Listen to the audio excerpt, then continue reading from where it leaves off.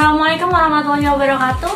Gimana nih yang di rumah, masih tetap semangat belajar ya? Gimana keadaannya? Mudah-mudahan semuanya sehat ya di rumah. Dan juga walaupun di rumah, jangan sampai lupa ya, tetap memperhatikan protokol kesehatan. Apalagi buat belajar di rumah, jangan sampai kalian main-main keluar rumah ya. Karena kita harus tetap menjaga kesehatan kita dengan tetap berada di rumah. Lebih baik mencegah dong daripada mengobati. Nah, selain itu, jangan lupa tetap selalu menerapkan protokol kesehatan dengan terus mencuci tangan atau juga boleh menggunakan hand sanitizer. Nah, ini sangat penting loh. Kita lebih baik mencegah ya. Selain itu, jika kita keluar rumah, tetap selalu menggunakan masker ya. Karena kita juga harus menjaga kesehatan diri kita ataupun dari orang lain dengan tetap menggunakan masker.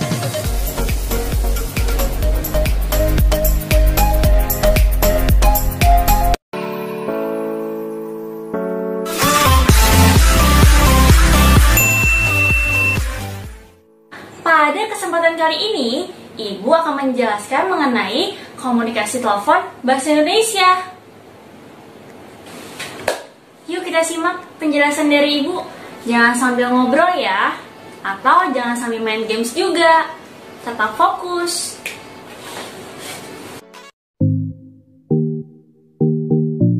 Nah, adapun kompetensi dasarnya 3.2 menerapkan komunikasi telepon bahasa Indonesia, 4.2 melakukan komunikasi telepon bahasa Indonesia.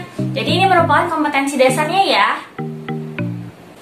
Setelah kompetensi dasarnya, kira-kira apa ya tujuan pembelajarannya? Nah, ini merupakan tujuan pembelajarannya. Jadi, peserta didik mampu menjelaskan pengertian hubungan telepon. Selain itu, peserta didik juga mampu menyebutkan macam-macam hubungan telepon ya. Lalu, peserta didik mampu menjelaskan apa saja sih alat-alat yang dibutuhkan dalam melakukan hubungan telepon. Dan tentunya bisa menyebutkan etika-etika apa saja sih yang boleh dan tidak boleh dalam melakukan hubungan telepon. Nah, setelah itu tentunya yang diharapkan adalah agar peserta didik mampu melakukan pelayanan hubungan telepon atau komunikasi telepon bahasa Indonesia. Setelah melakukan pelayanan, kira-kira peserta didik mampu nggak ya untuk menganalisis kira-kira hambatan apa saja sih yang sering muncul? Nah, sebelum Ibu menjelaskan lebih lanjut, kira-kira yang di rumah ada yang tahu nggak ya mengenai penjelasan hubungan telepon itu apa sih pengertiannya? Ada yang tahu? Wah, pasti yang di rumah udah pada tahu dong apa sih pengertian dari hubungan telepon itu? Hubungan telepon adalah komunikasi langsung jarak jauh untuk menyampaikan dan atau menerima informasi atau pesan melalui alat elektronik dari satu pihak kepada pihak lain. Nah, setelah yang di rumah udah pada tahu apa pengertiannya, sekarang kita masuk ke macam-macamnya yuk. Jadi, hubungan telepon itu memiliki 4 macam hubungan telepon. Di antaranya yang pertama adalah hubungan telepon internal. Jadi, hubungan telepon internal ini adalah hubungan telepon yang biasanya digunakan dalam satu kantor atau satu perusahaan. Jadi, hanya ada di dalam satu kantor ya. Contohnya, dari divisi keuangan lantai 1 ingin menelpon ke divisi pemasaran di lantai 3. Jadi, mereka itu masih dalam satu lingkungan kantor. Nah, untuk yang kedua adalah hubungan lokal. Hubungan lokal adalah hubungan telepon antara dua pihak secara langsung yang berada dalam satu ruang lingkup daerah atau satu kota. Jadi misalnya adik-adik yang di rumah ingin menelpon temannya yang ada di dalam satu Bogor, berarti itu bisa menggunakan hubungan lokal, tidak usah menggunakan kode area ya. Nah, untuk yang ketiga adalah hubungan interlokal. Berbeda dengan hubungan lokal yang berada di dalam satu kota, kalau hubungan interlokal ini berada di beda kota. Jadi, anak-anak yang di rumah ini bisa menelpon di daerah yang berbeda atau kota yang berbeda. Misalnya dari Bogor ingin menelpon ke daerah Bandung, berarti menggunakan kode area. Atau misalnya ke daerah Jakarta, kode area Jakarta itu misalnya 021. Atau sebaliknya, ingin menelpon ke daerah Bogor menggunakan 0251. Nah, sampailah kita kepada hubungan telepon yang keempat.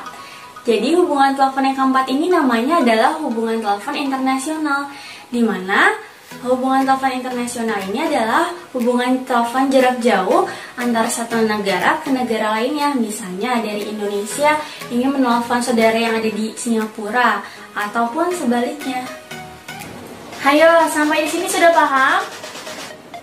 Hayo yang di belakang, udah paham belum?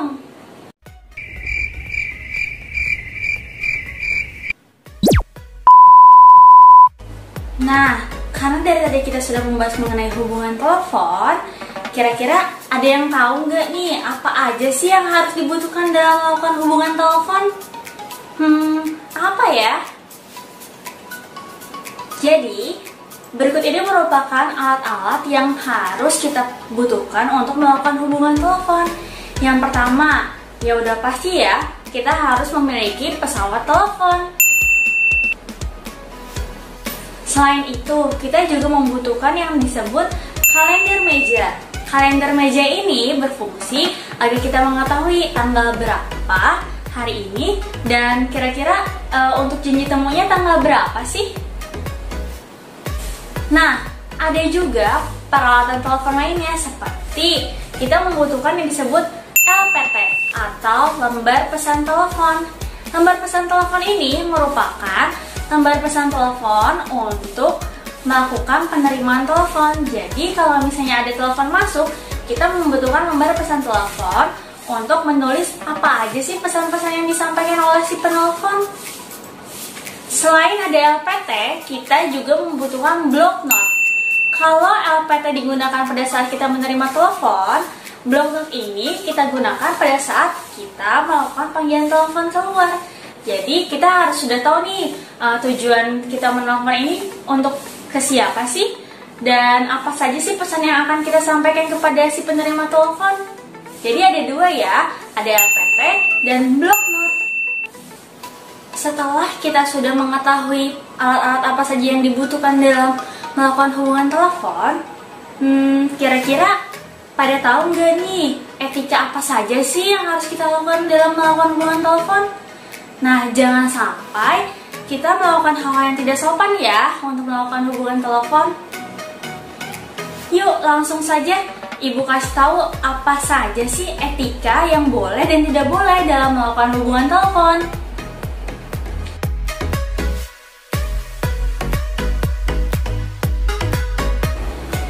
Nah, untuk etika penanganan telepon yang pertama, yaitu pastikan gagang telepon pesawat menempel dengan telinga dan juga mulut. Jadi, agar si pendengar maupun si pembicara itu bisa berbicara dan mendengar dengan jelas. Selain itu, jangan membiarkan telepon berdering lebih dari 3 kali. Selanjutnya, jangan lupa siapkan alat tulis dan juga LPT ataupun block note. Selanjutnya, hindari menggunakan kata halo pada kalimat sapaan. Gunakanlah sapaan selamat pagi, selamat siang, ataupun selamat sore. Contohnya, selamat pagi dengan saya Kurnia Citra, selaku Sekretaris PT Nusantara. Ada yang bisa kami bantu? Jadi kita tidak boleh menggunakan kata halo ya pada awal sapaan. Lalu, atur nada bicara, tidak boleh terlalu cepat ataupun tidak boleh terlalu lambat. Nah, atur nada bicara kalian ya. Selamat pagi, dengan saya Kurnia Citra, seperti itu. Atau, mohon maaf Ibu, Bapak Kusuma sedang tidak berada di tempat, beliau sedang melakukan perjalanan dinas ke luar kota. Jadi tidak boleh terlalu cepat ya. Nah, karena kita sebagai penerima telepon, contohnya, maka kita harus mendengarkan kalimat si penelpon dengan bijak. Jangan sampai kita tidak mendengarkan ya, karena pada saat si penelpon ingin menyampaikan sebuah informasi atau pesan, kita pasti akan mengulangi pesan itu lagi. Jadi jangan sampai kita meminta si penelpon untuk mengulangi pesannya. Sebaiknya kita hanya boleh meminta penelpon untuk mengulangi pesannya hanya 1 kali saja. Tapi itu pun jika kita benar-benar tidak mendengar ya. Oke, karena tadi kita sudah membahas mengenai etika panggilan telepon, Nah, kira-kira ada yang masih bingung nggak ya? Biar nggak pada bingung, kita praktekkan saja yuk. Bagaimana sih cara menelpon yang baik dan benar? Dan juga bagaimana cara menerima telepon yang baik dan yang benar. Ibu ingin meminta nih yang di rumah untuk mengerjakan sebuah tugas. Coba kalian buat sebuah video mengenai percakapan telepon bahasa Indonesia. Untuk temanya terserah ya, yang penting mengenai sekretaris yang ada di kantor. Dan juga jangan lupa sisipkan juga ya percakapan teleponnya.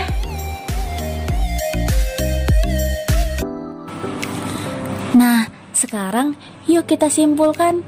Kesimpulannya, hubungan telepon adalah komunikasi langsung jarak jauh untuk menyampaikan dan menerima informasi melalui alat elektronik dari satu pihak kepada pihak lain. Terdapat 4 macam hubungan telepon. Yang pertama, ada hubungan internal. Yang kedua, terdapat hubungan lokal. Selanjutnya ada hubungan interlokal. Dan yang terakhir ada hubungan internasional.